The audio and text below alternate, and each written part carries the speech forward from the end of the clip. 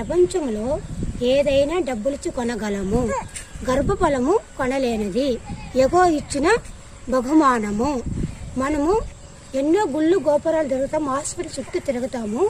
కానీ ఒక్క నిమిషం దేవుడి కోసం మనం ఉండే టైంని కేటాయించి బైబిల్ చదువుకుంటే, దేవుని ప్రార్థిస్తే, మన మనసులో మాట దేవుడితో చెప్పుకుంటే మన కష్టాలన్నీ తీరిపోయి దేవుడికి మనం అనుకున్నది ఏదైనా దేవుడు మనకి నెరవేర్చి పెడతాడు.